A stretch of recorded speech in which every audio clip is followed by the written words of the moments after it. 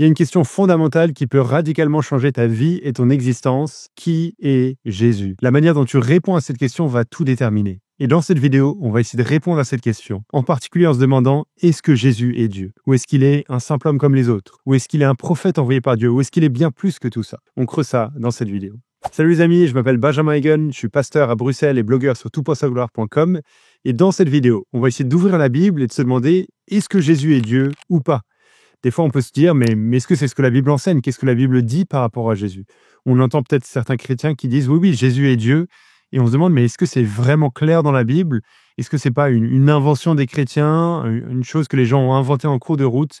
Qu'est-ce que la Bible enseigne au final? Dans cette vidéo, on va prendre la Bible, on va ouvrir la Bible. Alors j'ai ici ma vieille Bible un peu abîmée, mais on va l'ouvrir. C'est la Bible.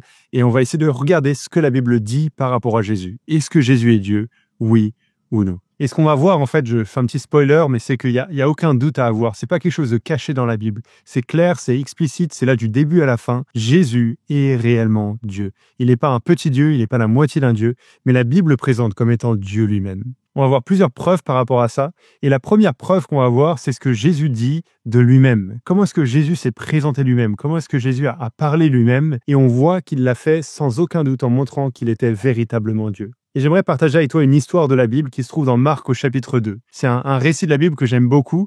Tu peux lire cette histoire par toi-même dans Marc 2, versets 1 à 12.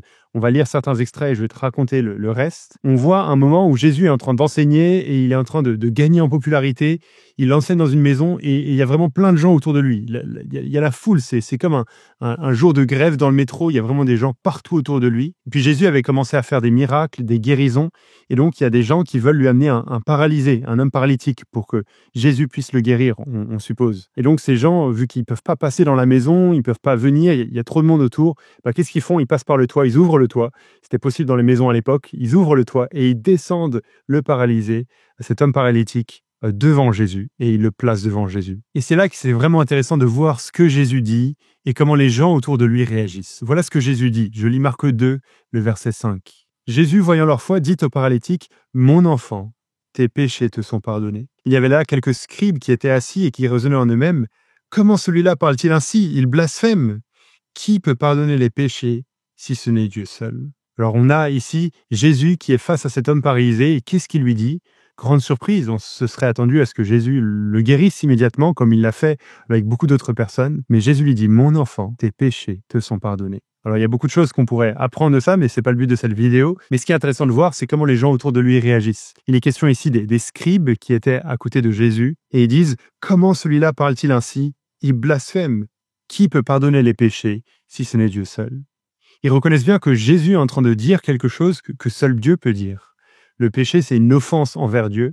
Et donc, c'est seulement Dieu qui peut dire « Je pardonne tes péchés ». Ce serait injuste que quelqu'un d'autre pardonne les péchés, sauf que Dieu, parce que l'offense a été commise envers lui.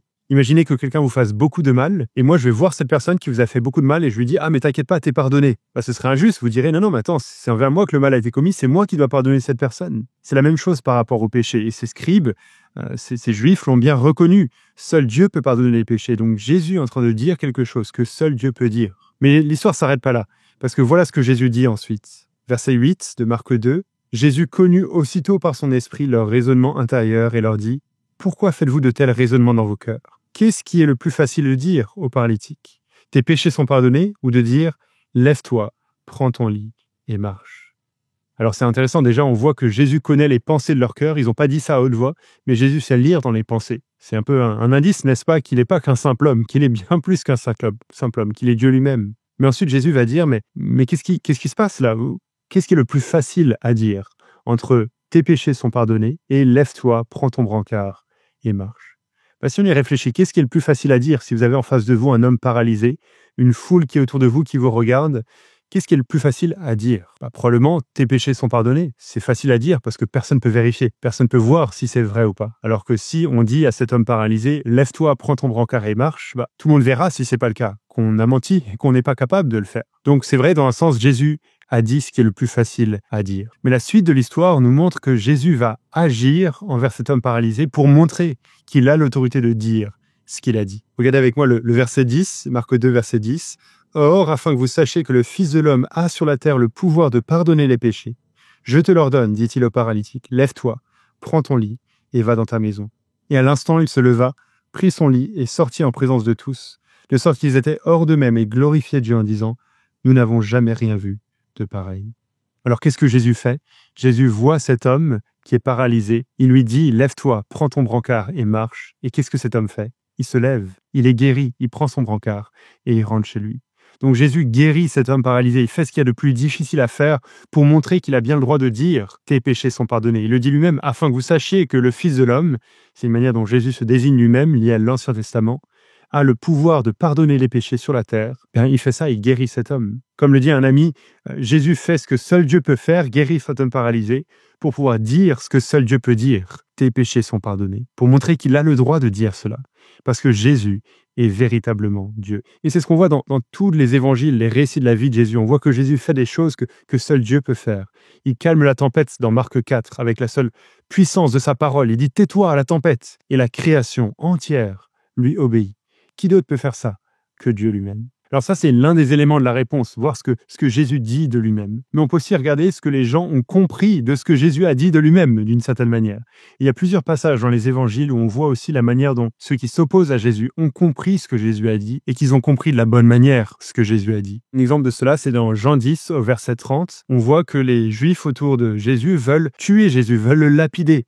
Après que Jésus ait discouru de certaines choses et en fait ait mis en avant sa divinité, le fait qu'il est Dieu lui-même, qu'il est uni avec le Père, qu'il est un avec le Père, en ayant fait allusion lui-même au nom de Dieu dans l'Ancien Testament. Comment est-ce que les Juifs réagissent en voulant lapider Jésus? Pourquoi? Parce qu'ils ont compris ce que Jésus voulait dire. Je lis Jean 10, verset 33.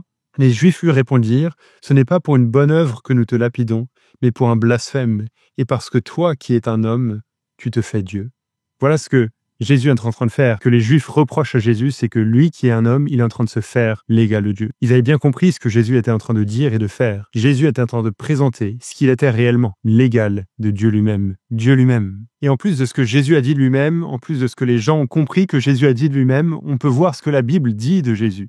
Et là, on a plein de passages qui nous montrent clairement que Jésus est Dieu, qui attribue le nom de Dieu à Jésus. Par exemple, dans Jean chapitre 20, c'est la réaction de Thomas. Il voit Jésus ressuscité et qu'est-ce que Thomas dit? Jean 20, verset 28. Thomas lui répondit, « Mon Seigneur et mon Dieu. » Jésus lui dit, verset 29, « Parce que tu m'as vu, tu as cru. Heureux ceux qui n'ont pas vu et qui ont cru. » Quand Thomas est face à Jésus ressuscité, qu'est-ce qu'il dit? Mon Seigneur et mon Dieu. Il ne dit pas qu'il est un demi-dieu, il ne dit pas qu'il est juste un prophète envoyé par Dieu. Non, Thomas reconnaît que Jésus est Dieu avec un D majuscule. Et Jésus ne le reprend pas, Jésus ne le corrige pas. Il dit « Ah non, attends, t'as pas compris. En fait, je voulais pas dire que j'étais Dieu. T'as vraiment mal compris tout ce que je t'ai dit. » Non, Jésus lui dit « Parce que tu as vu, tu as cru. Heureux ceux qui n'ont pas vu et qui ont cru. » Un autre exemple, ce serait dans Tite, chapitre 2, verset 13. Où il est parlé de la bienheureuse espérance que l'on attend et de la manifestation de la gloire de qui? De notre grand Dieu et Sauveur, le Christ Jésus. Ici, c'est la même personne dont il est parlé. Notre grand Dieu et notre Sauveur, c'est la même personne. C'est Jésus-Christ. Jésus est appelé le grand Dieu, parce que Jésus est réellement Dieu. Il y a plein d'autres passages qu'on pourrait mettre en avant et je les mets en description de cette vidéo. Je mets aussi des ressources pour creuser cela, pour t'aider à réaliser. On a pris juste quelques exemples précis, mais c'est pas une vérité secondaire de la Bible. C'est quelque chose qui est affirmé du début à la fin, que Jésus, qui a vécu sur cette terre, il est véritablement Dieu. En fait, ce que la Bible enseigne par rapport à Jésus, c'est que Jésus est véritablement homme. Il a vécu comme un être humain, il était être humain. Tout ce qu'on peut dire des êtres humains, on peut le dire de Jésus. Il était semblable à nous, sauf le péché. Et Jésus est en même temps véritablement Dieu. Tout ce qu'on peut dire de Dieu, on peut le dire de Jésus. C'est une seule personne, c'est pas deux personnes différentes, deux Jésus différents, c'est le même Jésus, mais en qui il y a une nature véritablement humaine et en qui il y a une nature véritablement divine. Alors qu'est-ce que ça change tout ça? Pourquoi est-ce que c'est important d'avoir ça en tête? J'aimerais mettre deux raisons en avant.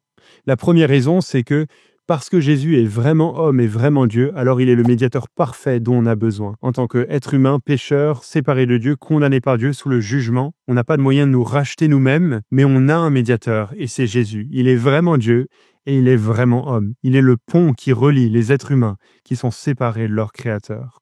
Parce qu'il est homme, il peut véritablement nous représenter. Et parce qu'il est Dieu, il peut prendre sur lui le jugement de Dieu. Il peut endurer la colère de Dieu à notre place. En fait, Jésus peut être ce médiateur parfait en raison de sa nature humaine et de sa nature divine. Et donc ça montre que c'est pas un sujet mineur, c'est pas un sujet secondaire. En fait, si on ne reconnaît pas que Jésus est véritablement Dieu, on se prive du salut, on se prive du moyen d'être en bonne relation avec Dieu. C'était nécessaire que Dieu devienne homme. Dieu est devenu homme à un moment donné, en la personne de Jésus, pour sauver les êtres humains. Et si on perd ça, on perd tout. La deuxième chose que ça change que Jésus soit Dieu, parmi beaucoup d'autres, mais les deux qu'on mentionne, c'est que, en fait, ça change tout.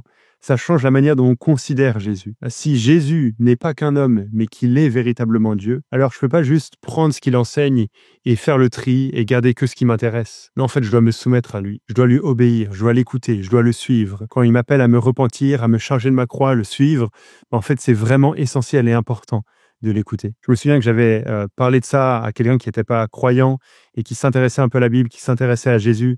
On avait lu cette histoire de Marc 2 qu'on a vu ensemble, de l'homme paralysé face à Jésus. Et j'avais posé cette question à ce gars. Je lui ai dit, mais si Jésus est Dieu, qu'est-ce que ça change pour toi? Il m'avait dit, il m'avait regardé, il m'avait dit, mais ça change tout. Je dois l'écouter, je dois le suivre. Et j'espère que pour toi aussi, tu réalises que si Jésus est Dieu et Jésus est réellement Dieu, la Bible ne nous laisse aucun doute, alors ça change tout. Voilà pour la vidéo du jour les amis, je mets les ressources dans la description de cette vidéo comme d'habitude pour creuser et je mentionne aussi un livre que vous pouvez retrouver sur le BLF Store qui est partenaire de cette vidéo, Soif de plus. C'est un livre que j'ai écrit en fait il y a quelques années qui résume de manière courte tous les grands thèmes de ce que la Bible enseigne dans tous les domaines de ce qu'on appelle la théologie. Voilà, qu'est-ce que la Bible enseigne sur Dieu, sur Jésus, sur le Saint-Esprit, sur l'Église, différentes choses. Et il y a un chapitre justement sur la question Jésus est vraiment homme et vraiment Dieu. Et donc je mentionne différentes références. Si tu veux creuser ça un peu plus, relire ça à tête reposée, tu peux te procurer ce livre, Soif de plus, sur le blfstore.com. C'est tout pour la vidéo du jour. Abonnez-vous, suivez la chaîne, on continue à publier des vidéos et si vous avez des questions, n'hésitez pas à les mettre en commentaire. Je ne peux pas répondre à tout, mais j'essaye de suivre un petit peu et de répondre aux questions les plus pressantes. Merci de m'avoir suivi et à très bientôt.